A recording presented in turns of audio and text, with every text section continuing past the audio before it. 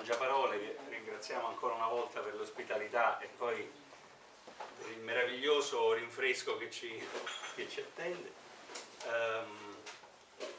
Oggi siamo qui per presentare il romanzo di Stefano D'Angelo, Processione diabolica, edito da Sede Arcangeli. Lo farei subito leggere all'amico attore, scrittore anche lui, regista, eccetera, eccetera, e videomaker Stefano Iacurti. Dal buio profondo apparve un uomo, un ragazzo, perché non poteva avere più di 18 anni. Ispettore Lucenzi, le banche centrali, ovviamente il ministero, le danno il benvenuto. Che cos'è questa farsa? Chi è lei? Che cosa vuole? È da oggi che mi state tormentando. C'è chi viene tormentato tutta la vita, rispose calmo il ragazzo, accendendosi una sigaretta con il foglio di uno dei due faldoni. Che cos'è questa ridicolaggine del ritorno in servizio? Io sono in pensione da tempo ormai. Non più. Mi chiami il capo della polizia, ora vedremo. Adesso basta, rispose con voce ferma e autoritaria il ragazzo. Sono io il nuovo capo della polizia. Lucenzi rise. È un bamboccio, con contratto a 6 mesi. Poi ne succederà un altro e un altro ancora, secondo la nuova riforma del lavoro. E io che c'entro? L'istituto di previdenza è fallito, lo Stato non potrà pagare nessuna pensione, mai più. Quindi, voi vecchi, lavorerete fino alla tomba, mi capisce? Lucenzi lesse nel ragazzo tutta la rabbia di una generazione. Ma che cosa posso fare ormai io? Vi prego, sono stanco, ho fatto la mia parte, posso rifiutare. Sarebbe il mio primo rifiuto dopo una vita di lavoro. Ora Lucenzi era quasi implorante. Sì, puoi rifiutare, ribatté il ragazzo, morendo di fame. E poi si dovrebbe vergognare Lucenzi, 3/4 del mondo è precario, in condizioni quasi di schiavitù, e lei, uno con il posto fisso, disdegna di lavorare. Lei è per caso un fanullone? A questo punto il ragazzo urlò ancora di più. Perché io li voglio arzilli, miei vecchi! Ritornò la luce.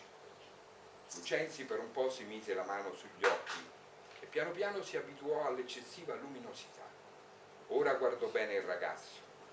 Aveva le fattezze di un angelo. Allora siamo d'accordo?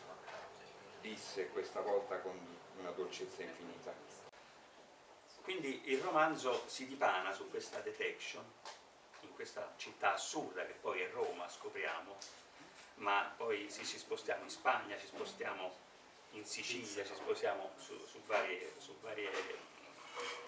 nazioni, anche su varie nazioni, si va addirittura, se non mi ricordo male, anche in Svizzera.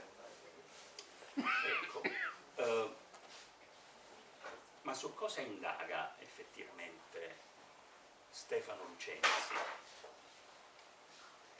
In realtà indaga sulla realtà e su degli strani personaggi, di cui uno si chiama appunto Johnny Gongo, che come diceva lui è germinato fuori da un'altra commedia che si chiamava Salem, che è un manipolatore, un regista occulto, un regista di cinema ma anche un regista forse di film trash, perché apre un'altra finestra: il linguaggio delle sue commedie, ma anche di questo, è mutuato da linguaggi non alti, ma come diceva anche lui qualche volta, materiali di riporto dal cinema trash, dal fumetto,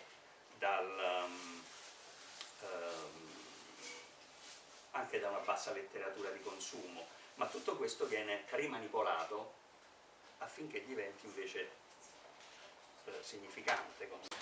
Questo è un po' anche un antiromanzo, nel senso che viene meno la caratteristica principale del romanzo. Per esempio non ci sono caratteri, la scrittura appunto è frammentaria e dissestata, viene usato per esempio, vengono usati diversi generi, tra cui il memoriale, così, il linguaggio un po' sciatto, il linguaggio dell'appunto anche, per esempio. Una sceneggiatura. Che potrebbe potrebbe essere anche una sceneggiatura, insomma, procede un po', adesso dico un termine bruttissimo, che è un po' una forma a metastasi, cioè dove una cellula genera un'altra cellula e via dicendo.